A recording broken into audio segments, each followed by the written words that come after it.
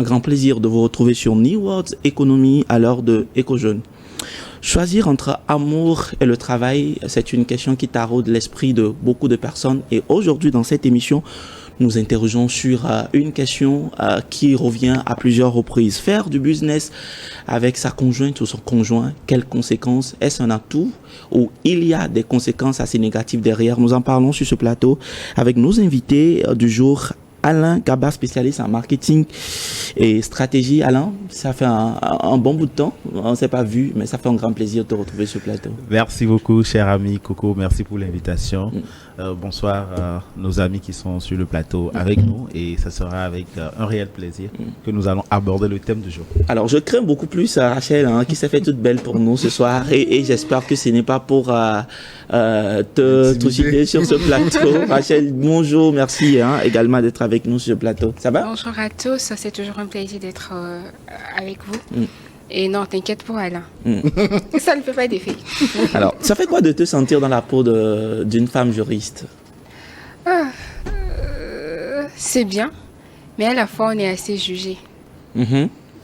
C'est vous qui jugez ou c'est vous qui vous faites juger? Bizarrement, on est assez jugé parce qu'on se dit une femme qui a fait le droit, elle n'est pas soumise, elle va toujours mettre en avant ses droits, elle va toujours parler de droit tout le temps. Donc ça fait qu'on est tout de suite jugé par rapport à la formation qu'on a suivie. Mais à la base, on sait quand même faire la différence entre le droit qu'on a appris à l'école et le respect à la maison. D'accord. Alors, on va s'en tenir à cela. Elie. Oui, maestro. Ça va? Ça va bien chez vous? Ça va également bien. Un grand plaisir également de t'avoir sur ce plateau. Le plaisir est partagé. Inspecteur de travail, j'espère que tu n'as pas assez smatché les gens. Non, plus maintenant. Non, même pas. Même pas. Alors, Alain. Oui. Nous parlons en même temps du travail, des affaires, du business. Oui. Mais nous parlons également du cœur. Est-ce qu'il faut allier les deux? Est-ce que quand on est avec une personne qu'on aime, accepter, peut-être construire quelque chose avec cette personne dans le long terme, une entreprise, un business, penses-tu que il y a des risques et c'est quand même finalement un danger? Ok, alors merci beaucoup pour la question. Pour moi, être en couple et décider de pouvoir entreprendre ensemble, c'est la meilleure décision. Pourquoi c'est la meilleure décision? Parce que à partir du moment où vous êtes ensemble, vous avez une vision commune et à partir du moment où vous décidez de vous lancer dans l'entrepreneuriat, je prends juste un exemple basique. Si par exemple, le monsieur fait un prêt par exemple pour pouvoir se lancer dans l'entrepreneuriat et à partir du moment où il invite sa conjointe, tu dis bon, viens te joindre à moi pour pouvoir faire cela, la femme comprend premièrement les enjeux derrière.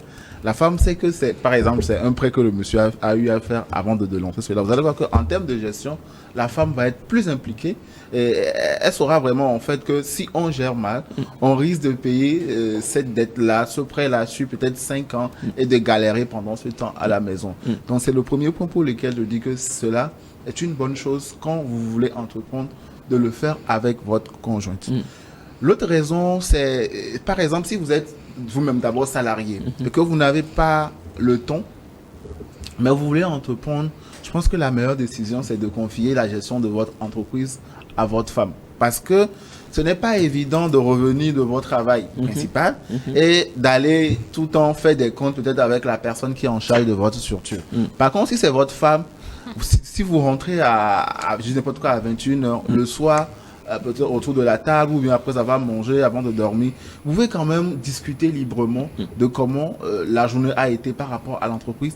Et cela vous évite par exemple de payer des coûts. Quand je dis des coûts, je parle du salaire de la personne X que vous allez recruter pour l'entreprise. Je ne veux pas, ça ne veut pas dire que quand vous travaillez avec votre femme, je n'interdis pas de ne pas payer. Mais en fait, vous savez que elle comprend. S'il n'y a pas de recettes, elle comprendra que pour ce mois, par exemple, nous n'avons pas fait de chiffres et c'est naturellement qu'elle acceptera peut-être, ok, si peut-être vous avez fait au départ un salaire de 20 000, elle peut se dire, je peux prendre la moitié et le mois prochain, on va essayer quand même de jongler ensemble. Donc pour moi, pour ces deux raisons-là, je me dis que c'est un bon début. Maintenant, l'autre raison également, c'est la confiance que cela apporte. Ok. La confiance parce que on sait... À l'autre? Non, des deux côtés. Des deux côtés. Mais c'est peut-être plus pour peut-être le monsieur ou bien la femme qui décide d'entreprendre et associe son homme. Parce que vous savez, aujourd'hui, il y a beaucoup de personnes qui ouvrent des structures. Au départ, ils avaient le temps pour faire des comptes. Et à un moment donné, ces personnes sont devenues, ne serait-ce qu'un peu faillibles dans le suivi. Et du jour au lendemain, quand ces personnes reviennent dans leur structure, tout est vidé.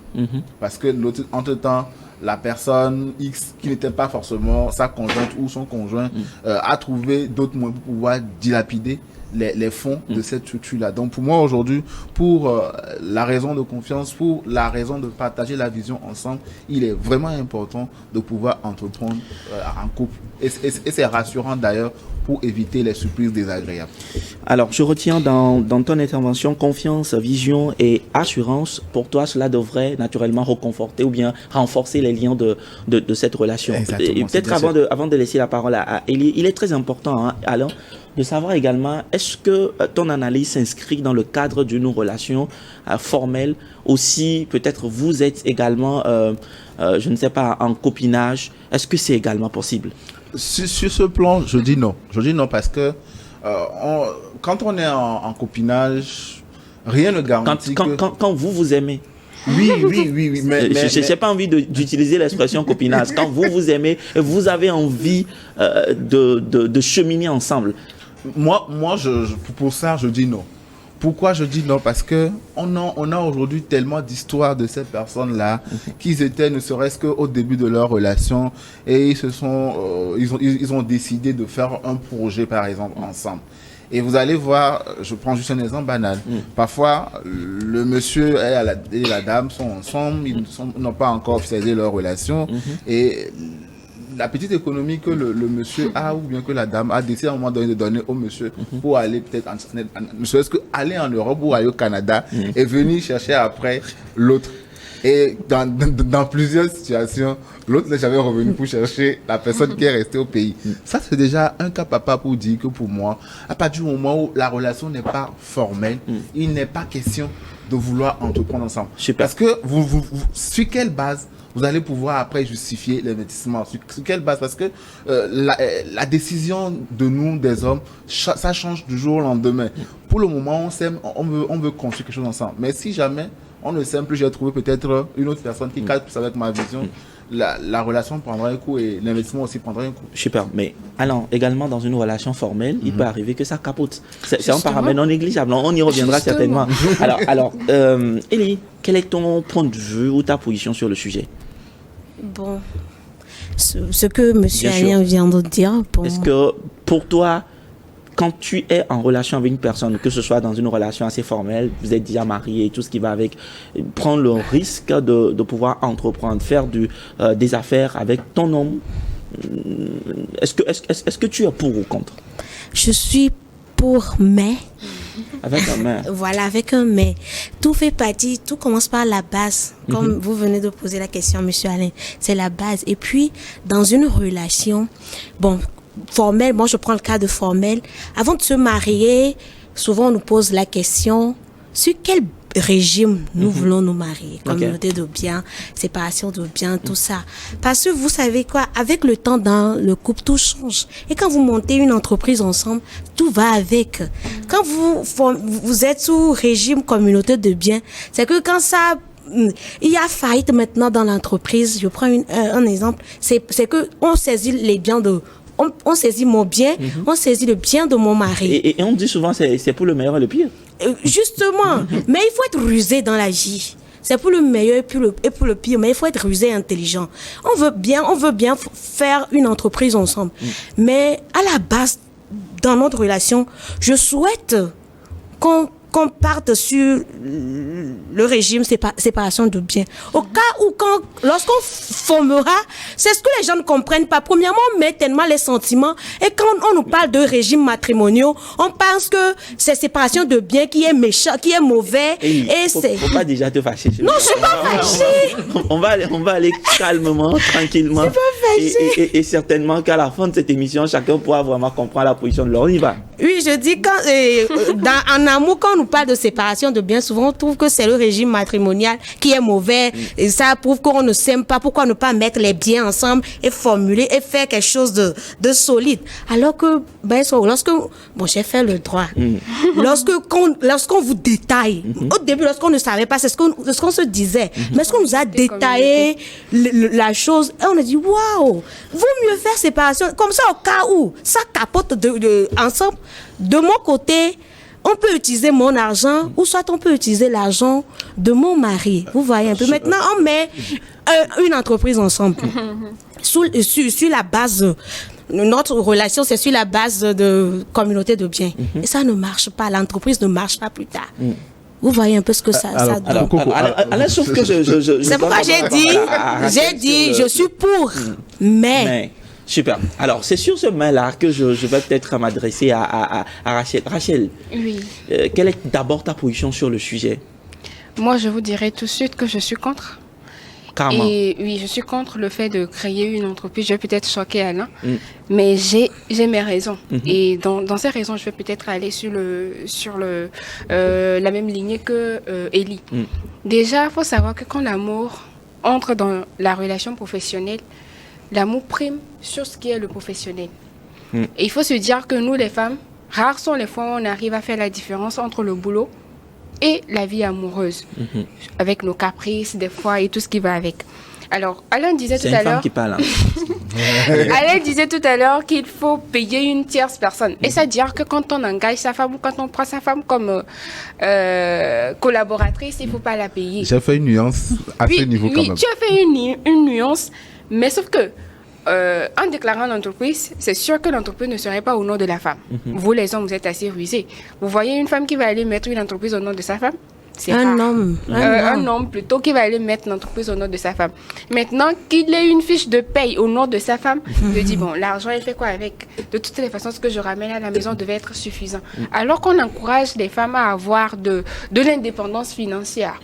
Et si mes ressources rentrent dans les ressources de mon mari, il y a peu de différence entre moi, mes ressources et les ressources de mon mari. De l'autre côté, quand on parle de régime choisi, aujourd'hui, on fait l'erreur de rentrer dans des relations, on n'est même pas marié. On parle plus de concubinage, on vit ensemble avec une personne et on se dit, la personne est mon mari. Et dans ça, on prend le risque de créer une entreprise où on investit non seulement son énergie, mais également le peu d'intelligence qu'on a. Mais moi, mon inquiétude est peut-être à ce niveau et je pense qu'elle sera forcément partagée par plusieurs téléspectateurs qui nous suivent dans cette émission. Oui. Quand on se met en relation avec une personne, en fait, c'est pourquoi? Pourquoi est-ce que je choisis de me mettre en relation avec une personne? C'est pour Rachel, que ça quand marche. toi tu te mets en relation avec une personne, quel est le motif derrière? C'est pour que ça marche. C'est pour que cette relation aille de l'avant. Pour que ça aille de l'avant. Oui. Justement, quand je me mets avec quelqu'un, le désir derrière, c'est que cette relation peut se produire, en tout cas. Pour moi, personnellement, il y a d'autres qui vont vouloir d'autres choses derrière les relations. Et si tel est le cas, dire que le fait de pouvoir entreprendre avec la personne est un risque à ne pas prendre, est-ce que ce n'est pas un paradoxe finalement? Non, c'est un risque dans le sens, on va laisser un peu le côté amour et parler professionnellement. D'accord? C'est un risque dans le sens où j'investis dans quelque chose qui peut se retourner contre moi. Pourquoi ne pas encourager sa femme à entreprendre différemment? Et puis ça permet d'avoir des sources de revenus différents. Comme Elie l'a dit tout à l'heure, si l'entreprise tombe en faillite, c'est que c'est les deux revenus qui sont en faillite. Il faudrait que quand quelqu'un tombe, l'autre puisse relever la personne qui est tombée. Et puis on dit, comment dirais-je, dans les relations, la plupart des riches n'impliquent pas forcément leurs femmes dans leur entreprise. Rares sont les personnes qui le font. Et si vous voyez qu'il y a une entreprise, vous allez voir que c'est la femme qui est peut-être la directrice, c'est la femme qui a créé l'entreprise. Et parce qu'elle est tombée amoureuse, elle a impliqué son homme. Tout naturellement. Et l'inverse n'est pas vraiment envisageable. Un homme cherche toujours à cacher ce qu'il a comme Oui, mais est-ce que ce n'est bien. Oui, mais pourquoi moi exactement. je prends ce risque-là? Il cherche à juste cacher. Est-ce que cherchant à cacher, ce n'est pas peut-être parce que je ne veux pas forcément que ma femme sache ce que je suis en train de faire, comment est-ce que je dépense mes ressources, mes revenus. Mais est-ce que, parce que nous parlons déjà des gens qui s'aiment, des gens qui sont en relation et qui veulent bâtir ensemble. Si déjà je me dis que je ne peux pas faire ça, je ne veux pas mettre ma femme dans ce que je suis en train de construire, est-ce que déjà la base n'est pas fausse? On veut bâtir ensemble, certes. On veut bâtir quoi ensemble? Oui, on veut bâtir notre vie amoureuse ensemble, construire, mais ça ne va pas sur le plan ça va sur le plan professionnel. Je dis du n'importe quoi, ça va sur le plan professionnel parce que je l'accompagne dans le choix de ce qu'il est en train de faire. Je lui donne des conseils par rapport à ce qu'il désire faire.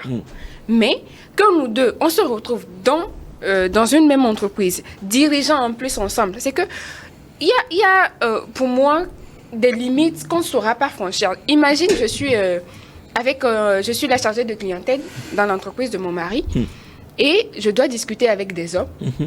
Naturellement, il y a des postures que je vais peut-être adopter pour mettre l'homme en confiance, mon client en confiance. Mon mari peut tout de suite dire que ça ne lui plaît pas. Et ça crée déjà des problèmes dans la société. C'est parce qu'il est là et qu'il voit. Je ne sais pas si vous comprenez. Mais quel est ce genre de posture dans laquelle toi tu veux te mettre? Quel est ce genre de posture dans laquelle toi tu voudrais te mettre encore derrière lui? Tu aurais souhaité qu'il ne soit pas là pour gagner des clients. C'est ce que exactement, moi, j'aurais souhaité qu'il ne soit pas là pour que mon client puisse être en confiance avec moi. Naturellement, vous allez voir, il y a des négociations. On choisit tout de suite qu'une femme aille le faire. Pourquoi? Parce qu'on sait qu'avec la femme, l'homme peut se montrer plus tendre. Et si c'est avec une femme qu'il faut négocier aussi, on choisira naturellement un homme pour aller vers la négociation. Avant peut-être de recevoir la question que tu voulais me poser, je me permets de rebondir sur l'aspect régime matrimonial. Pour moi, aujourd'hui, la question ne se pose pas si faut-il être en communauté ou en séparation de biens. Moi, ça devrait, hein? Je vois la chose comme ceci. Nous partons sur la base de séparation de biens, comme elles l'ont recommandé, et je l'adopte et j'accepte. On peut être en séparation de biens. Je crée une entreprise. Je crée une entreprise, Monsieur Yag par exemple, et je peux faire intervenir madame. Et là, dans ce cas, par exemple, dans les clauses, ce n'est pas pour rien qu'on a quand même aujourd'hui les juristes qui accompagnent. On va quand même définir les clauses. Ça veut dire, peut-être, si je ne voudrais pas un jour que si je tombe, que toute la famille tombe, je prends madame qui travaille avec moi, elle a un salaire, et comme on est en séparation de biens, ce qu'elle gagne, en fait, c'est une manière de se protéger. Je te donne un exemple précis. Oui. Dernièrement, en banque, il y a un monsieur qui était là, c'est une entreprise, et il est venu ajouter sa femme. Mais dans les clauses, il met clairement... Ajouter sa part. Sa part, ok. Non, super. ajouter sa femme. Ajouter sa femme. Pour faire des opérations sur le compte, faire des retraits ainsi que des dépôts sur le compte. Maintenant, dans la clause... Derrière la dame, il vient voir le gestionnaire, parce que moi je suis souvent avec le gestionnaire, et il lui dit, même si ma femme vient faire un retrait de 25 francs, je tiens à être informé. Alors qu'il venait de donner une procuration à la dame. Mais derrière la procuration, qu'est-ce qu'il ajoute? Si ma femme vient faire un retrait de 25 francs, appelez-moi pour une confirmation d'abord. Est-ce que c'est une crise de confiance? Est-ce que c'est une crise de confiance? Je ne sais pas. Mais dans ce cas précisément, un homme qui ajoute sa femme dans son entreprise, c'est que indirectement, il lui donne le droit de disposer des fonds de l'entreprise, même si c'est justifié bien sûr par les besoins de l'entreprise, on va dire. Maintenant, tu donnes des droits directement à la femme et en même temps tu restreins ces droits-là. Que si c'est pour retirer 25 francs sur le compte qui tient à être informé. Pour moi, on peut pas comparer les deux choses, parce que mon exemple, pour moi, ça fait du sens. Je crée mon entreprise parce que je ne suis pas disponible pour gérer. Je prends Madame Gaba pour être directrice générale. Tu vas loin, Madame Gaba. Je lui fais un salaire. Et on est en séparation de biens. Ce qu'elle reçoit comme salaire rentre dans son compte. Et ça veut dire que pour moi, ça peut aussi être aussi une manière en fait de faire des prévisions. Je sais que par exemple, ok, je peux dire pour le salaire de madame, elle est à 2 millions le mois. On lui vit ça et les clauses sont là. Si jamais un jour, je tombe avec mon entreprise, madame, on est déjà en séparation de biens. Tout le salaire que je lui ai payé jusque-là, tout ce qu'elle a comme compte, reste quand même son actif. Et donc, elle pourra, en fonction de ce qu'elle a sauvegardé, quand même faire relever l'entreprise. Monsieur. Mais Monsieur Alain, ça, c'est comme si vous êtes en train de rêver. Parce que connaissant les hommes, Je ne rêve pas, je ne connaissant rêve pas. les hommes, Non. soyons honnêtes au fait. Non, au fait, nous sommes sur un plateau de télé, disons-nous la vérité. On Si te vous dit vous la créez, vérité. oui, Tu vends du rêve. oui, voilà, si vous créez une entreprise maintenant, et que, bon, je suis déjà mariée, hein, mais que je suis votre femme, vous allez La me donner précision. comme salaire 2 millions. Alors, vous savez, nous sommes sur un plateau et il y a des choses qu'on ne peut pas dire. Ah, si c'est le cas, c'est bon. Si vous pouvez le faire, là, c'est bon. Oui, Mais parce que quoi? Mais s'il le quand dit, même- c'est qu'il peut le faire. c'est non, dans une optique. Maestro, disons-nous la c'est dans vérité. une optique de Premièrement, prévision. les entreprises au Togo, on gagne combien? Et quelqu'un dans l'entreprise, à lui seul, a 2 millions comme salaire. c'est un montant qu'il a donné comme ça pour Oui, en motiver. fait, Oui, je sais, mais quand même, Ellie, disons-nous, Ellie, soyons dans la réalité, au Ellie, fait. c'est un montant, mais en termes de gestion des entreprises, il faut prévoir ces moments où, par exemple, l'entreprise pourrait connaître des difficultés.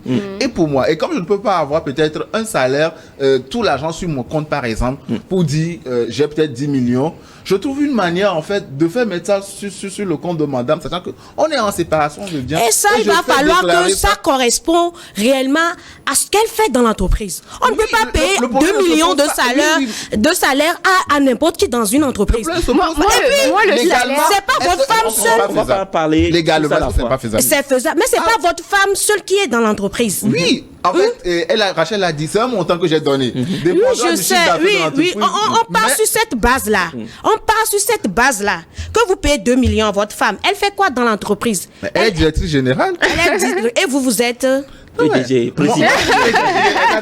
Le président, directeur général, fondateur. Moi, jusqu'ici, Alors. moi, jusqu'ici, le salaire ne me dérange pas. Parce que je suppose que c'est un montant que tu as donné comme ça. Il va pas donner. Mais est-ce que en vrai de vrai, ce que tu dis là, tu es capable de le faire? Combien Il d'hommes va pas donner. auront cette, je vais dire, bonne foi là, de faire tout sur papier comme tu es en train de le dire? Et la naïveté dont fait preuve les femmes aujourd'hui, aucune n'irait réclamer d'ailleurs ça.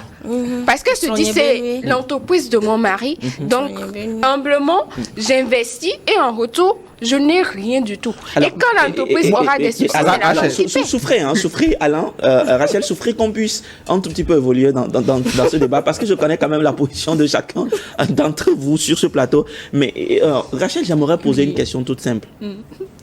Qu'est-ce qui fait que, quand j'écoute Alain, tout à l'heure, Alain estime que c'est l'idéal de construire une relation ensemble, d'être en relation avec sa conjointe ou avec son conjoint et choisir de pouvoir bâtir votre vie, votre entreprise ensemble. Et il a parlé de la vision, il a parlé du fait que cela pourra renforcer la confiance au sein donc du couple. Et moi, la question que j'aimerais vraiment te poser, fondamentalement, est-ce que c'est la crainte que cette relation puisse capoter par la suite et que cela, si jamais cette relation capotait, qu'en serait-il de cette entreprise? Est-ce que c'est ça qui est le motif principal qui pousse plusieurs à dire que c'est mieux quand même qu'on aille pas à part?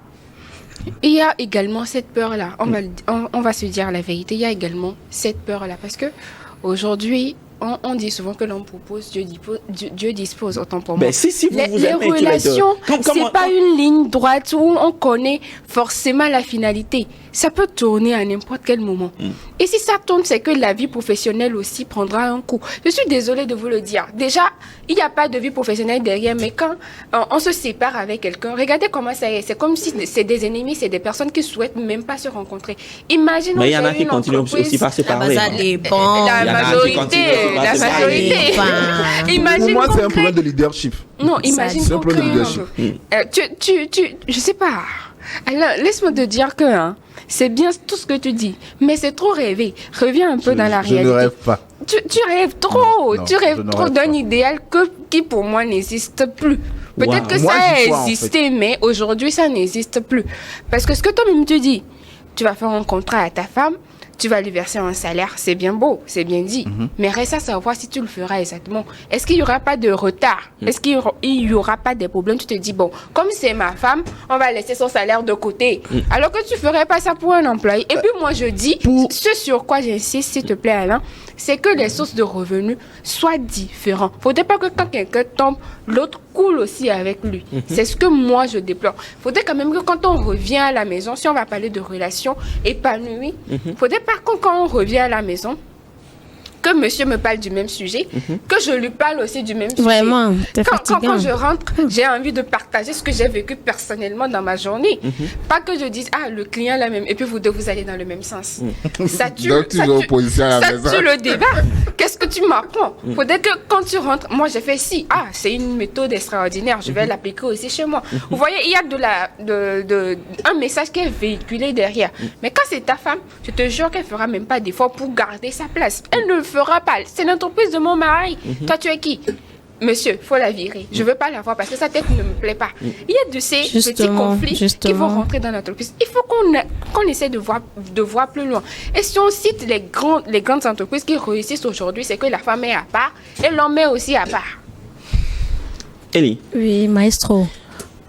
Alors, je comprends également la position de Rachel donc sur le sujet clairement, mais pour toi également, tu penses que l'idéal serait quand même que vous partiez sur une base où chacun essaie de se construire à part. Est-ce que cette manière de faire ne pourra pas, d'une manière ou d'une autre, affecter également la relation? Est-ce que ce n'est pas une crise de confiance indirectement qui se fait naître du moment où tu te dis que à tout moment il est possible que ça capote?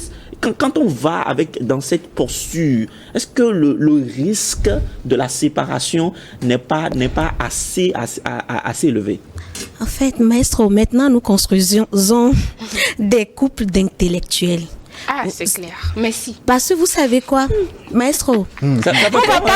Moi, personnellement, ça fait peur parce que... Oui, non, maestro, attendez. Personne ne se met en couple pour se séparer. Pour l'amour, oui, mais pour se séparer après. Mais quand vous mettez déjà dans la tête que c'est très intellectuel, Oui. et il faut être organisé et que le pourcentage est très fort, que ça capote et tout. Non, là, c'est pas fait que ça capote. Moi, je ne me suis pas mariée pour que ça capote, au fait. Bien sûr. Mais je me base sur les expériences de mes mamans. Et tu te dis que... Et je me dis qu'il y a ces erreurs qu'il ne faut plus faire. Vous voyez, nos mamans, elles étaient vraiment investies dans le foyer. Qu'est-ce qu'elles n'ont pas fait pour nos papas? Mais quand il y a décès maintenant... C'est maman qui a assez fait pour papa. Hein? Non, c'est clair. ça c'est clair. Qu'est-ce qu'on n'a pas fait? Mais si je prends un exemple maintenant qui a mort d'homme, vous voyez ce que la famille de l'homme fait après à la femme?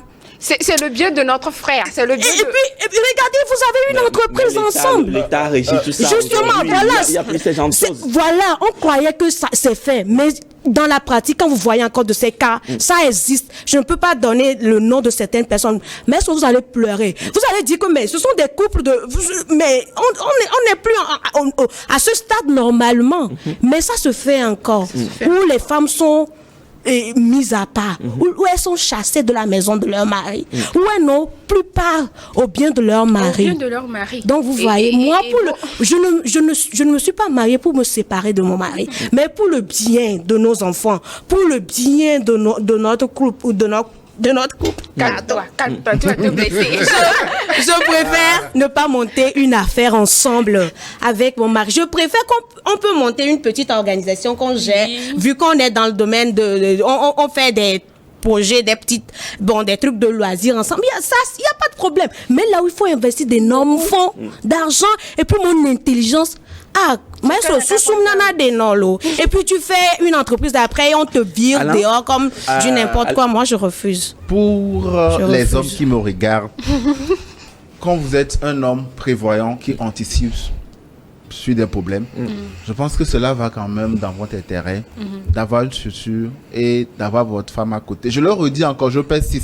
Depuis là, tout ce qu'on te dit, là, tu ne comprends Non, pas. parce que là, moi, je Il suis est têtu. convaincu de On va lui donner le temps. de ce que je pense. Parce que quoi, pour moi, si je sais que j'entreprends et qu'un jour, ça va capoter, par exemple, on ne le souhaite pas, mais on sait que dans la vie, il y a des aléas.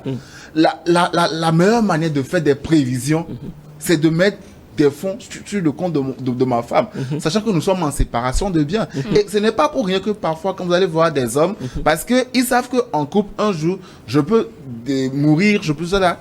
Ils ont des biens qui mettent au nom de la femme pour pouvoir justement contrer ces genres de choses où quand le monsieur n'est plus, la famille vient s'accaparer des biens. Monsieur Donc, Alain, pour c'est moi- maintenant que vous parlez. Non, Avant, vous non, n'étiez pas non, dans cette non, non, logique. non, Non, en fait, avant, vous n'étiez pas dans cette Justement, logique. En fait, c'est parce que vous n'avez pas suivi ma logique.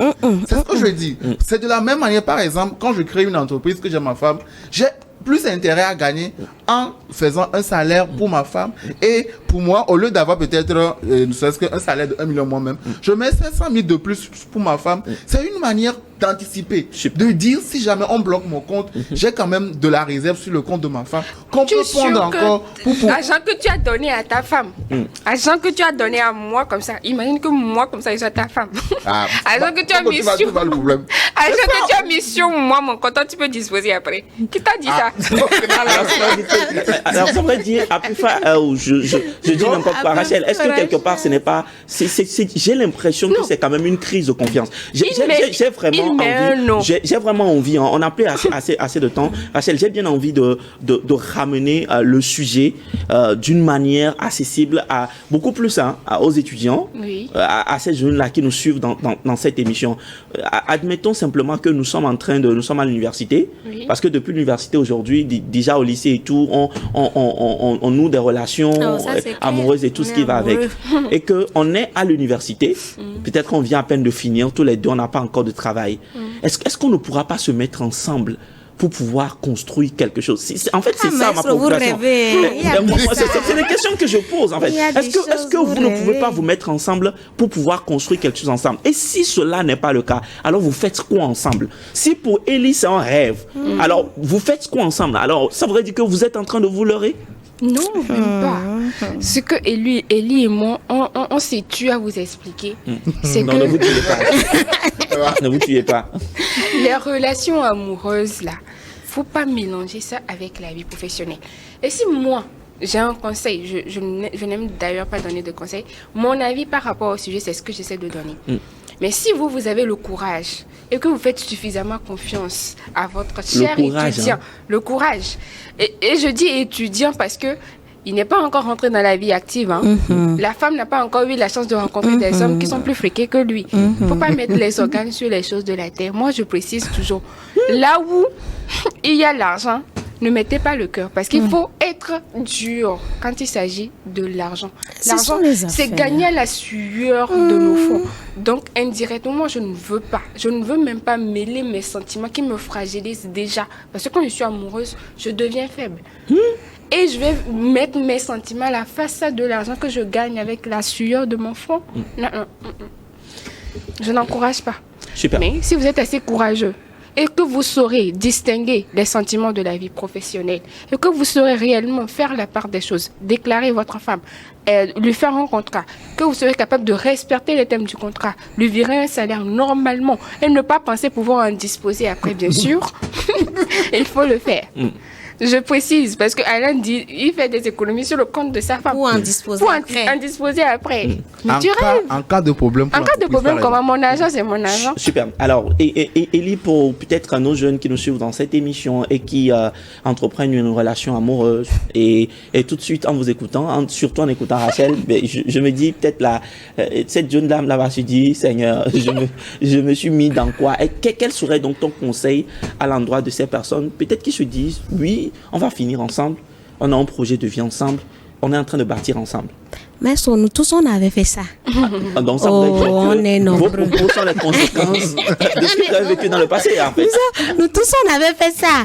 Oh, je te vois aujourd'hui, mon sucre d'or. Quand je te vois pas, j'arrive pas à dormir. On va monter des choses, on nous rend des enfants ensemble. Et comme dans les dessins animés. Vous aurez des enfants ensemble, non? Oui, comme dans les dessins animés, ils vivent heureux pour le reste de leur vie. Et ont eu beaucoup d'enfants. Mais ils vont se réveiller. Quand on tombe dans la réalité, c'est autre chose. Je ne peux pas, aujourd'hui, il est à l'écoute. Il le sait très bien. On ne peut pas monter une affaire ensemble. On ne peut pas le faire. C'est surtout une affaire où il faut impliquer toute son intelligence, toute sa tête et puis tous ses moyens. Ça, il va de bien de de notre couple, au fait. Donc, à mes jeunes sœurs, à mes jeunes frères, descendons sur terre et prenons les choses pas à pas. Qu'est-ce que je veux devenir? Et avec qui je suis en train de marcher, qu'est-ce qu'il veut devenir? Parce que les femmes l'ont fait de telle en sorte que maintenant, leur vie se confond à la vie de leur mari. Elles ne disposent plus de leur propre vie. Alors qu'en réalité, une femme, normalement, elle est libre de vivre d'elle-même, de faire les choses qu'elle décide de faire, de payer des choses qu'elle veut payer, d'aller là où elle veut, si elle le veut bien. Mais quand vous êtes ensemble avec votre homme, souvent c'est compliqué. Parce qu'il se dit, donc du coup, il y a ces choses-là qui ne peut pas marcher après. Tu t'habilles, c'est l'argent de l'entreprise. Donc vous voyez un peu. Une chaussure, c'est l'argent de l'entreprise. Pour le bien. Et sur la base moi j'ai parlé de la base depuis le début. Voyez là où vous voulez aller et faites vos choix convenablement. Super. Alors, Oui. quel serait donc ton mot, en même temps ton mot de fin, parce que nous sommes pratiquement Avant de placer mon mot de fin, cette émission. j'aimerais un tout petit peu rebondir sur la question des étudiants, des jeunes en fait qui nous suivent. Pour moi, Et qui sont en relation. Oui, qui sont en et relation. qui entreprennent également ensemble. Pour moi, le problème ne se pose pas. On peut entreprendre si, par exemple, on n'est pas peut-être légalement marié, mais on peut entreprendre ensemble. Et là, par exemple, vous êtes juriste, on va faire signer les documents. Ça veut dire que devant les juristes, oui, Alain, quand même, on va quand même être assez pragmatique. Même déclaration de l'entreprise, même ses problèmes pour les jeunes. Le truc, c'est que en l'état, vous faites tellement. On va souffrir quand même qu'il aille jusqu'au bout de je me son dis, analyse. si nous sommes en couple, c'est vrai que la relation n'est pas encore formelle, mais avant de, à un moment donné, penser à entreprendre ensemble, c'est parce que vous avez fait un chemin et que vous espérez que, au vu de ce que vous avez parcouru ensemble, vous pouvez espérer quelque chose de bien, un futur pour votre relation. Et donc, à partir du moment où vous êtes quand même dans cette optique, pour moi, le risque est quand même moindre. Et vous décidez d'entreprendre aujourd'hui, tout ce qu'on fait doit être quand même, on doit avoir un papier, un document derrière. Avant de vous marier, pourquoi pas aller voir les juristes, Rachel, Elie, on va venir chez vous pour déterminer en fait les clauses. Nous allons vous décourager quand même. C'est pas votre métier de nous décourager. En fait, on veut des orientations pour que si jamais la relation ne marche pas, on puisse quand même savoir que, ok, dans notre business qu'on avait monté ensemble parce qu'on était sous l'effet de l'amour, il y a quand même Du sérieux. Voilà ce qui est sorti et peut-être à la fin de la relation, on peut se dire, bon, je n'ai plus envie de continuer la collaboration avec vous. Est-ce que je peux vendre ma part à d'autres personnes, par exemple? Est-ce que je peux faire venir d'autres personnes et me faire rembourser ce que j'ai investi dans notre business au début? Et donc, pour moi, ce n'est pas aussi dire que on peut pas le faire, mais c'est juste, il faut être subtil, il faut voir tous les aspects de la chose avant de pouvoir se lancer quand on est dans une relation qui n'est pas encore formelle. Alors, pour mon mot de fin, chers hommes, je peux vous dire que la meilleure décision que vous pouvez prendre aujourd'hui, c'est de créer quelque chose avec votre femme parce que là, vous avez l'assurance que la gestion sera saine. Vous n'aurez pas la peur de vous faire arnaquer par une personne tierce. C'est votre femme, c'est votre conjoint. Il ou elle pourra bien gérer les choses pour vous. C'est l'amoureux. Et vous allez voir un retour d'investissement sérieux. Parce que beaucoup ont fait l'erreur d'associer des personnes extérieures à leurs entreprises. Et aujourd'hui, ça ne marche pas vraiment. On connaît beaucoup de structures aujourd'hui qui sont des réussites familiales. Et pour moi, c'est quand même l'exemple qu'on peut prendre ce risque-là. Super. Alors, l'honneur sera certainement donné donc à Rachel dans cette émission. Rachel, Oui, mot de fin. On l'a dit longuement sur ce plateau, mais le choix revient à chacun d'entre nous de choisir ce qui est bien ou ce qu'il estime être bien pour lui. Si pour vous, la meilleure manière d'entreprendre, c'est d'avoir votre conjoint ou votre conjointe à côté de vous, libre à vous. Mais nous, on vous l'a quand même dit, on a parlé des biens.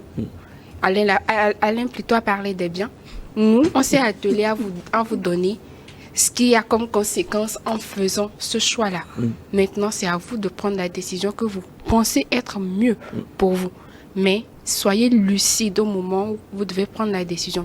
Que ce ne soit pas sous l'effet de l'amour et exigez quand même en tant que femme d'avoir des contrats, d'avoir un salaire bien précis pour qu'à la fin, vous ne vous retrouvez pas à investir dans le vide. C'est ce que moi j'aurais à vous dire. Au-delà donc de ce que chacun ressent l'un pour l'autre, il est très important de réfléchir sur ce que nous voulons faire ensemble et ensemble de s'accorder sur les principes sur lesquels nous voulons ensemble construire notre relation et peut-être aussi bâtir nos entreprises par la suite. Je pense que c'est sur ces mots que nous allons faire une toute petite pause et nous revenons derrière cette pause pour recevoir notre invité du jour. À tout à l'heure. À tout à l'heure.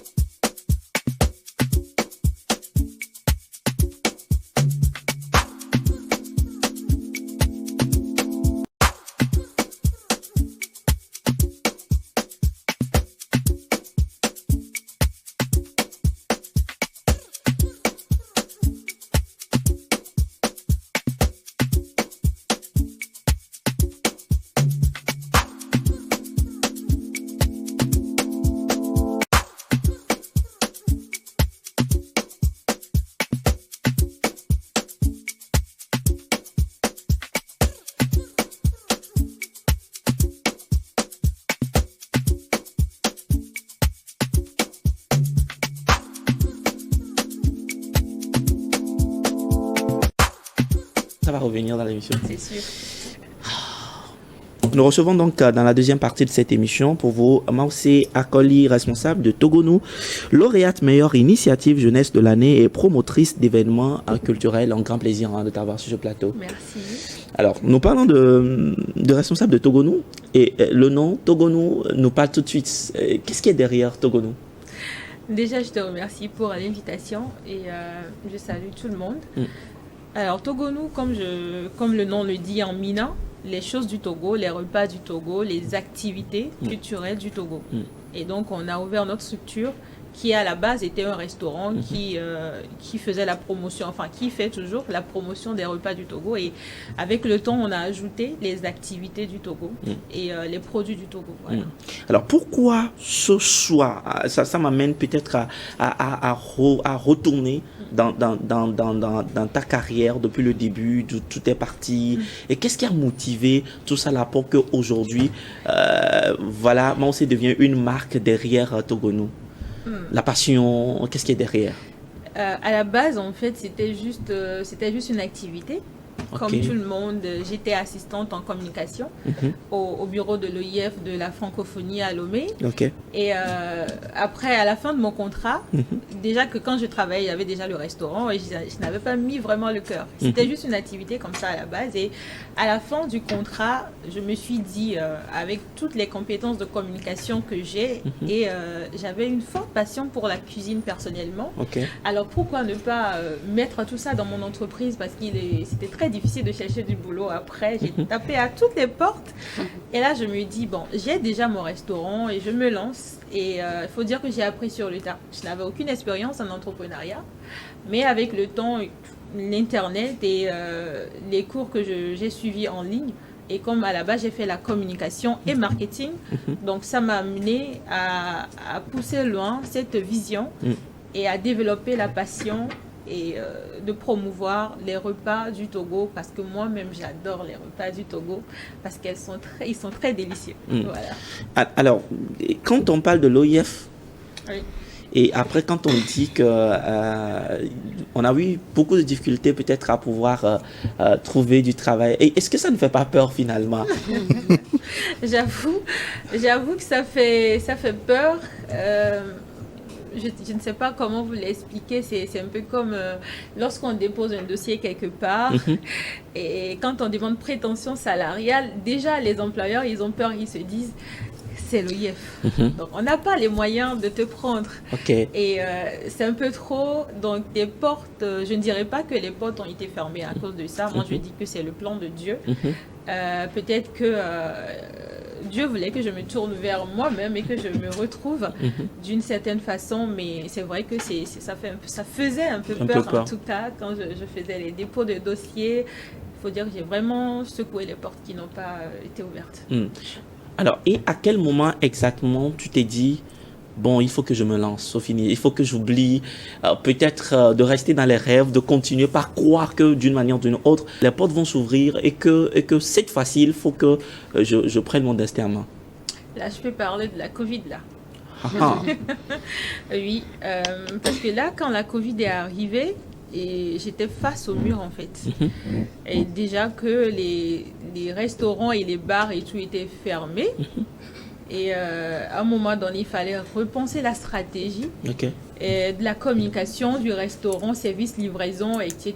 Et il faudrait bien que l'homme vive. Et c'était très compliqué, surtout pour... je ne dis pas que les hommes ne souffrent pas, mais pour une femme, c'était très compliqué parce qu'il faut joindre les deux bouts et en même temps... C'est en ce moment que je me suis dit, il faut que je prenne ma vie en main. Il n'y a plus de contrat et il n'y a pas d'investisseur, justement. Il n'y a pas d'investisseur et je suis moi-même comment dire... la promotrice. Je fais mes dépenses personnelles et je suis moi-même la cuisinière, et moi-même la communicatrice et je me dis c'est le moment de repenser les choses autrement. Je prends ma vie à main, je commence et avec le temps, pourquoi pas, d'autres portes s'ouvriront et les gens voudront peut-être me soutenir. Donc il faut pousser loin la vision déjà, faire connaître l'entreprise.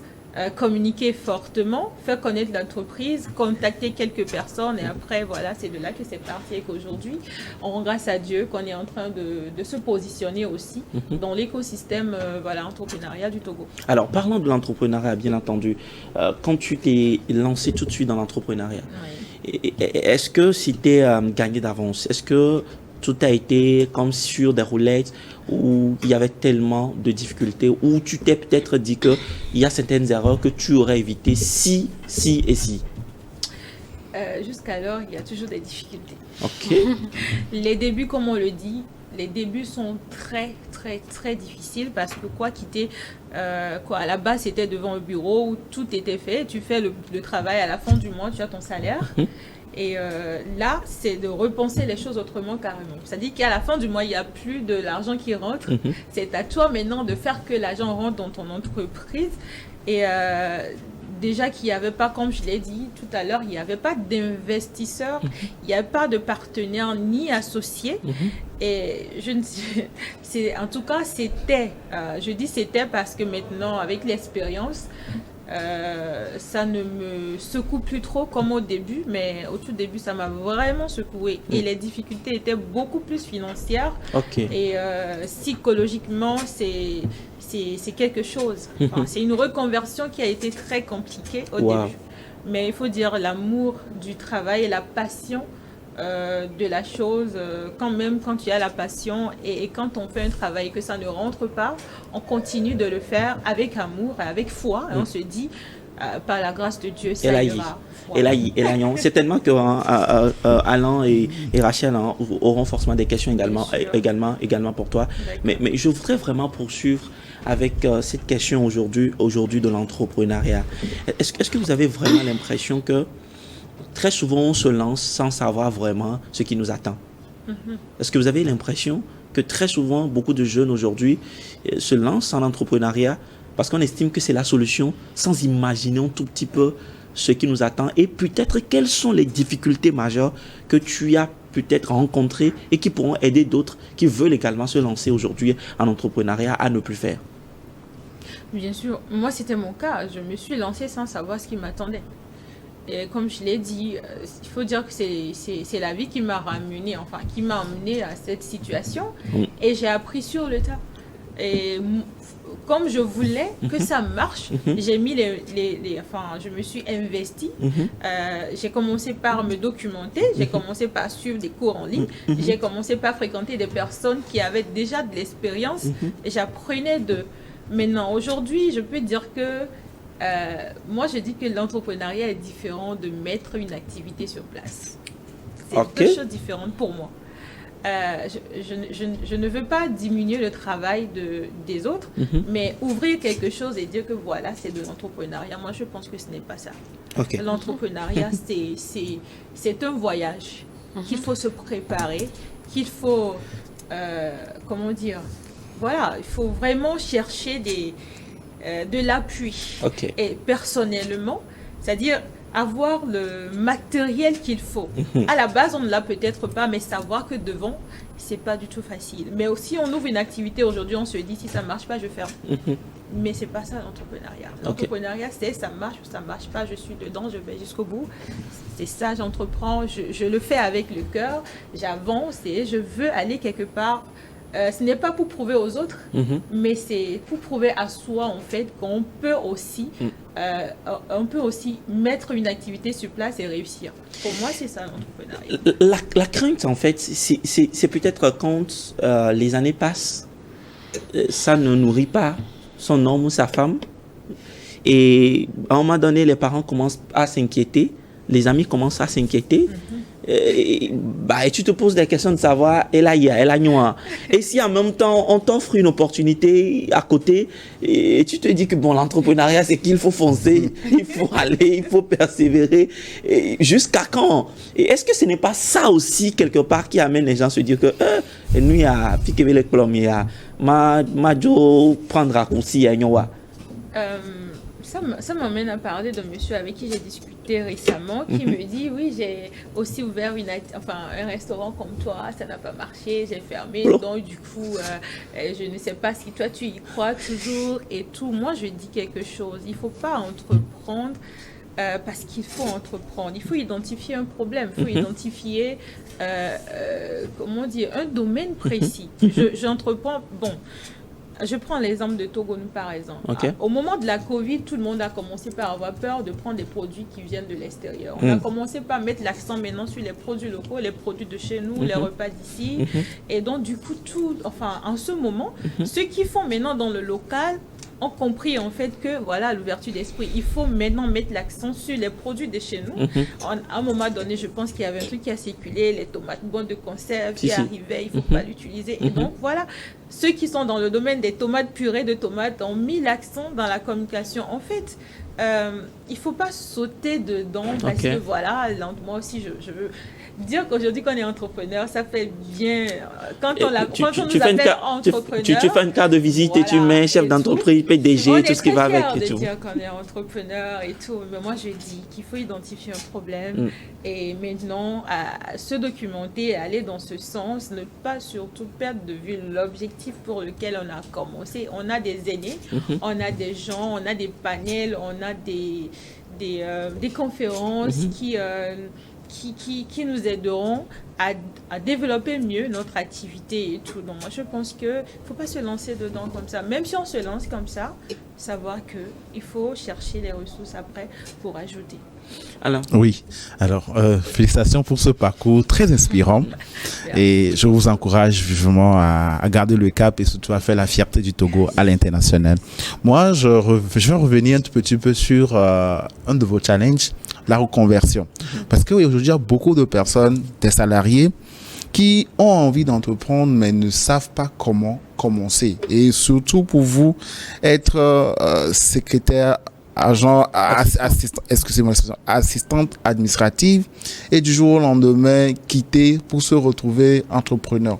Comment vous avez su gérer cette transition? Est-ce qu'il n'a pas été peut-être difficile pour vous émotionnellement de se savoir que voilà, je dois tourner la page de quelque chose que j'aimais tant et de me relancer dans quelque chose? Parlez-nous de cette expérience et partagez avec nous des conseils clés pour aider ces personnes-là qui sont salariées, qui ont envie de faire cette reconversion-là pour pouvoir apprendre de votre parcours. Alors, déjà, merci. Il faut dire que je n'ai pas voulu faire la reconversion. Comme je l'ai dit au tout début, c'est la vie qui m'a amenée à faire cette reconversion. À la base, comme je l'ai dit, je suis communicatrice de formation diplômée et j'adore communiquer. Quand je faisais le travail de l'autre côté, je le faisais avec passion. Mon directeur était trop content. Et jusqu'au jour d'aujourd'hui, quand il voit les publications sur les réseaux, il dit « Toi, tu as su concilier la communication et ton entreprise. » Et là, je suis fière de toi. Je rigole. Je dis au début, je suis pas sûre qu'en 2020, il me dirait la même chose. Parce que quand je me suis rendu compte que le contrat n'allait plus être renouvelé, j'ai été malade.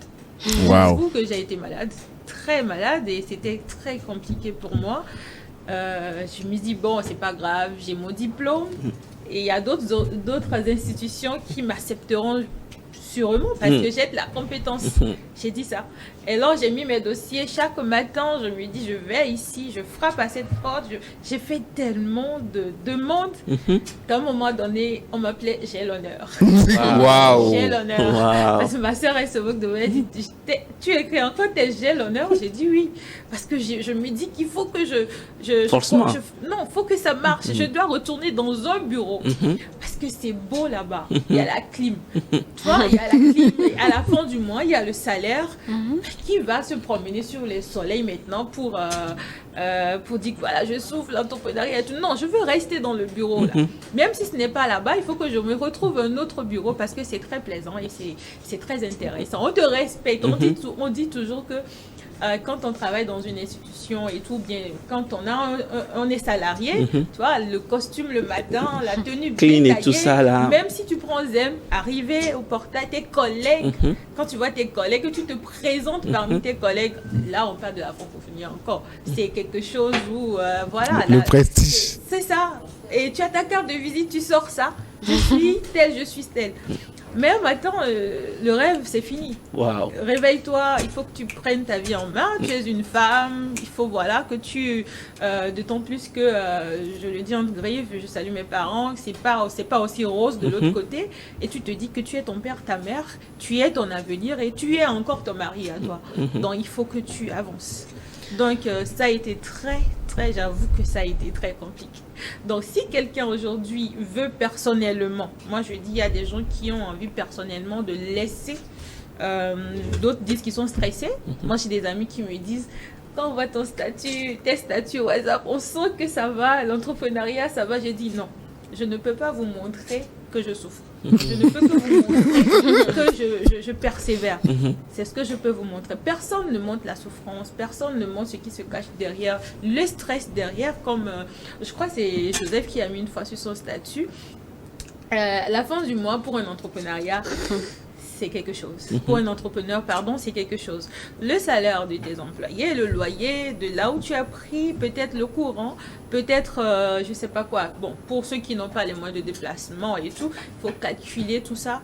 C'est le plus c'est pas comment le dire, le top des stress de la vie d'une personne. Donc les salariés, moi je dis, si tu as ton boulot, que tu vois que tu peux faire quelque chose, fais ton travail et entreprends à côté. Là ça va. Mais s'il faut laisser personnellement pour entreprendre, là, sache que tu as déjà emmagasiné les moyens qu'il faut et que tu n'auras pas à frapper à des portes ou à faire des courbettes quelque part pour pouvoir maintenant payer le loyer de ton entreprise ou payer tes employés ou je sais pas quoi. Les difficultés sont énormes. Moi, j'ai eu tellement... Si je commence maintenant, je suis pas sûre qu'on va terminer. Il y en a plein, il y a d'autres personnes qui font des partages d'expériences que j'écoute, que j'entends. Certains perdent même leur foyer dans cette histoire de l'entrepreneuriat parce que les maris ou les femmes à la fin ne croient plus et sont découragés, se disent que bon, ton truc là, tu vis dans un rêve en fait, ça ne marchera pas. Mais il y a une conviction, il y a quelque chose en toi qui te dit non, ça va marcher parce que je sais que ça va marcher. Et entre griffes, moi je suis une très chrétienne, je sais pas pour vous, j'adore trop ce Dieu là qui m'a... je dirais qu'il m'a soutenue parce que c'est la prière qui m'a relevée. Sinon, alors là, je suis pas sûre que vous entendrez parler de vous. Donc voilà, c'était compliqué, mais Dieu a fait grâce. Ok, Coco, si tu permets encore une dernière question.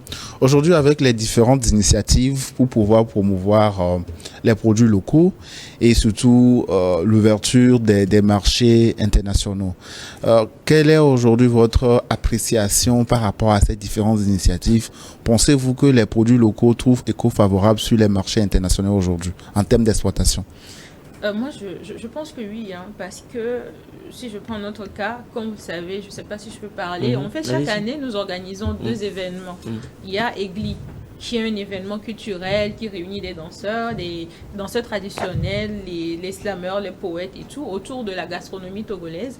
Et un deuxième événement, le marché des sortes des produits locaux que nous organisons ici. Et cette année, nous avons eu la chance d'amener nos entrepreneurs togolais au Bénin. Je ne sais pas si vous avez vu la publication passée. Il y a eu un festival au Bénin où ils nous ont contactés parce qu'ils ont vu le truc passer. Ils disaient, il y a ce groupe qui fait la promotion des produits locaux du Togo, pourquoi ne pas les appeler, les inviter pour qu'ils viennent exposer. Et nous avons été, c'est un festival de, je pense, je sais pas, 5 jours. Donc on a dû exposer les produits du Togo et on a vu comment les gens, il y a ça, vous faites ça aussi, là c'est bien. Prochainement, c'est nous qui viendrons au Togo. Donc en fait, je pense que maintenant, et puis je pense qu'il y a eu il y a de ces institutions au Togo qui donnent l'opportunité à certains jeunes entrepreneurs. Je pense qu'il y a eu un groupe qui était en Allemagne. Récemment, j'ai vu sur la page de la foire, CETEF, qui a fait déplacer des entrepreneurs Togolais sur l'Allemagne. Je vois en fait, je pense que oui. Maintenant, je pense que l'écosystème est en train de se développer. Il y a des choses qui sont en train d'être faites. Peut-être pas pour tous, mais ça va venir sur tout le monde après. Voilà. Je sais que c'est la question que tu veux poser. On ne peut pas faire tout en même temps. Alors, il faut déjà les féliciter, mais je pense on reste optimiste. On reste optimiste. D'accord. Il faut beaucoup aussi s'informer et rester toujours connecté pour voir sur les réseaux sociaux. Rachel. Oui. Alors bonsoir, grande dame. J'espère que vous allez bien. Ça va, merci. D'accord. Tout à l'heure, quand vous parlez, vous avez mis la différence entre créer une activité et avoir une entreprise. Moi, j'aimerais savoir la différence qu'il y a entre les deux. Créer une activité et ou bien entreprendre. Voilà. créer une entreprise, non, j'ai pas dit créer une entreprise, mais Créer mettre une sur activité. pied une activité Génératrice de revenus. génératrice de revenus. Ok. Et puis, entreprendre. Aujourd'hui, quand on dit entreprendre, c'est genre, je l'ai dit, c'est un voyage en fait, c'est une vie. Ok, aujourd'hui, j'ouvre mon restaurant Oui. et je l'ouvre, je sais que c'est à vie. Ma Ok. vision en fait, ce n'est pas seulement gagner de l'argent Mhm. pour vivre et nourrir ma famille, Mhm. mais c'est aussi développer quelque chose qui est propre peut-être pour le Togo, je dis n'importe quoi, mais valoriser quelque chose, je le fais, avec le temps j'améliore, j'innove et c'est à vie en fait. Bon, quand on met sur pied une activité, je peux dire quand on était tous des élèves, il y a eu des gens qui vendaient dans les classes, il y a eu des mamans qui vendaient du aïmolou et tout. C'est seulement quand il y a de l'école qu'elles sont là, elles vendent. Ça, c'est une activité. Une activité. À la fin, pendant les vacances, certaines mamans ne vendent plus. Quand Justement. on repousse les rentrées, moi, ma mère, elle se fâche. Parce qu'il faut qu'on recommence vite les classes. Je dois revendre, je dois remettre mon activité en marche. Je ne sais pas si vous voyez un peu. Donc, en gros, entreprendre, ça dure dans le temps. Créer une activité, ça peut une durée bien Et précise. pour quelque chose. Pour D'accord. voilà, gagner de l'argent. Parce que nous, là, l'entrepreneur ne gagne pas comme il faut gagner. Non, on ne gagne pas. On ne vend pas non plus. Je prends un exemple. J'ouvre le restaurant aujourd'hui, ce matin, et que j'ai seulement 2 clients. Mhm. 2 plats de 1500, ça me fait 3000. Alors que Le avec courant, tout, 3000, ça fait rien du tout. Mm. Si on calcule même, je ne me le souhaite pas pour mon entreprise, mais si c'est 3000, 3000, 3000 et tout, jusqu'à la fin de la semaine ou du mois, ça fait rien. Mais la maman, par exemple, qui a son activité, 3000 là déjà, dans les 3000, je vais au marché, j'achète à demain, j'achète ceci, je fais Je à manger. recommence. Peut-être que mon mari n'est pas encore rentré, il n'y a pas, voilà, je fais ceci, je fais le commerce. Pour moi, je pense que c'est différent. Après, peut-être ceux qui nous suivent ont d'autres manières de voir les choses. Moi, c'est ma façon de voir. Alors, j'ai une deuxième question. Allez-y. Est-ce que vous avez commencé à zéro? Ah, entreprendre à zéro. Parce La- qu'il y a la des gens fameuse qui question disent, de- il y a des gens qui disent que À j'ai zéro. commencé à 0 francs. Je n'avais rien, c'était une farine et de l'huile. Est-ce que vous allez nous vendre aussi ça? Non, justement, je ne vais pas vendre ça. J'ai commencé à zéro sur le plan émotionnel. D'accord. Là, j'étais vraiment complètement à terre. Mhm. Mais la chance est que j'avais économisé. Et quand j'avais... Quand tu le travailles boulot, toujours. Voilà, c'était pas vraiment ça.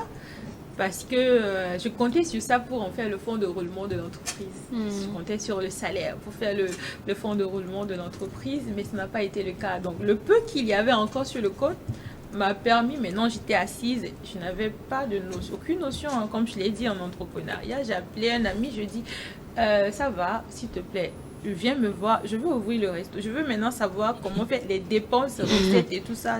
Je ne maîtrise plus, j'ai mis toute mon énergie dans la communication, juste de community manager, sur les réseaux sociaux, je suis le directeur, je prends des photos, je fais des publications, je ne fais plus le calcul d'argent. Maintenant, le moment est arrivé de me rappeler de mes études, donc viens m'aider. Donc j'ai appelé un ami, j'ai dit viens, voilà ce que j'ai. Ça n'atteint pas des millions, mais je veux pouvoir fructifier ça. Donc il faut que j'arrive à savoir comment faire les dépenses, qu'est-ce que je sors, qu'est-ce qui rentre et tout. Donc à la base, moi je n'ai pas commencé à zéro sur le plan financier, mais zéro sur le plan émotionnel. J'étais complètement abattue. Et je déprimais, je pense même. D'accord. Super. Alors, nous tendons vers la fin de cette émission. Une toute dernière question pour Oui. toi. La vision sur les 5-10 ans pour Togonou, c'est quoi? La vision est tellement grande. Mais je dirais, la vision et ma prière est qu'au bout de 5 ans, 10 ans, que Togonou soit une référence en matière de gastronomie togolaise, d'activités culturelles et de promotion des produits locaux. Je m'explique. Que mes frères et sœurs de la diaspora disent, quand je rentre au pays, à Togonou, je peux tout trouver. Les repas que je n'ai pas mangés pendant 5 ans, pendant 10 ans, les activités que je n'ai pas fait pendant 5 ans, 10 ans. Dès que je rentre au pays, au Togo, je passe à Togonou, comme son nom le dit. Je passe mon temps là-bas. Et voilà, je savoure les repas de chez moi, les dinkoumé, les timbani, tout ce que je n'ai pas pu manger quand j'étais là-bas et tout, et puis participer à des activités culturelles, comme on le dit. Sinon, nos activités, c'est purement authentique. Je ne sais pas, je pense qu'il y a eu Joseph qui était là l'année passée. C'est purement authentique. Et tu vois, l'ambiance, il y a des gens qui disent « Ah, mais ça fait longtemps qu'on n'a pas écouté cette chanson. Ça fait longtemps qu'on n'a pas vécu ça. » et tout. Donc, ça fait vraiment plaisir de ramener encore les anciens jeux. Les habitudes et tout ça. Ouais. Voilà. Donc, c'est ça ma prière, qu'on soit une référence. Alors, pour finir rapidement, dans la toute première partie de cette émission, on débattait d'un thème très important. Est-ce qu'il faut concilier entreprise et puis relation? Quel est ton point de vue sur le sujet? Alors, j'ai essayé d'écouter les interventions de... C'est quoi la question déjà? Est-ce qu'il faut concilier les deux ou laisser chacun se construire à part? Est-ce qu'il faut construire ensemble votre entreprise lorsque vous êtes en relation, se mettre ensemble pour bâtir votre entreprise, ou forcément que chacun aille de son côté? Après, je pense que ça dépendra de la nature de la relation et des personnes qui sont en relation. Je m'explique. La maturité et la conception des choses. Vous pouvez pas vous lever aujourd'hui parce que je t'aime, tu m'aimes, on fait une entreprise. Je t'aime, oui, je t'aime. Sans avoir discuté au préalable. Ouais, sans avoir, voilà, à la base, toi, qu'est-ce que tu penses? Moi, je pense que tout est possible, hein, mais ça dépend des personnes et de la maturité que vous avez. Moi, je peux le faire. Okay. Elle peut dire non, l'autre peut dire, ça dépend de ton conjoint. Si tu as un conjoint qui, à la base, comprend, est dans la même vision que toi, je ne dis pas forcément entrepreneur, parce que les gens ils disent que quand tu n'es pas entrepreneur, tu ne peux pas épouser une entrepreneur. C'est faux. L'entrepreneur peut épouser tout le monde, mais il faut juste comprendre la vision de l'entrepreneur. Super. Si sa vision, moi par exemple, je ne dors pas, je suis là tout le temps à réfléchir. Il faut que l'entreprise, ça marche. Il faut ci, il faut ça. Alors que peut-être le monsieur n'est pas dans la même vision que toi. Tout le temps, vous allez vous disputer, ça te casse la tête, tu n'es pas concentré. Même si vous avez une activité ensemble, ça ne pourra pas se développer. Mais si la personne aussi est dans cette vision de faire pousser les choses, faire grandir les choses, et qu'il comprend et qu'il sait que voilà, mon ou ma conjointe, elle est entrepreneur, et moi, ma responsabilité, où il est de mon devoir de la soutenir ou de l'accompagner. Chérie, est-ce qu'on peut faire une activité ensemble? Oui, on le fait. Moi, personnellement, ça ne me dérange pas du tout. Super. Parce que si à la fin, comme l'a dit la tata qui... Ellie, personne ne se met en couple pour se séparer. S'il arrivait... que ça capotait. Ce qui n'est pas notre souhait, à nous les entrepreneurs. Surtout. Ouais, ça n'a jamais été notre souhait, mais à la fin, c'est comme ça, on se retrouve. Enfin, moi, je ne me retrouve pas, mais je vois mes sœurs et mes frères qui se retrouvent dans cette situation. Mais si ça arrive, ça veut dire qu'à la base, vous avez été mature et mettre les choses sur écrit, comme elle a dit. Donc, vous avez mis sur écrit, vous êtes séparés de corps, vous êtes séparés de cœur, mais vous n'êtes pas séparés de l'entreprise. L'entreprise continue d'avancer. L'entreprise doit continuer par avancer.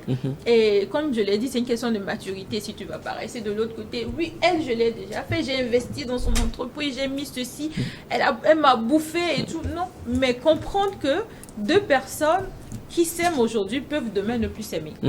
Ça arrive. Si vous ne vous aimez plus, demain, sachez qu'on ne s'aime plus, mais l'entreprise reste l'entreprise. C'est pas la même chose.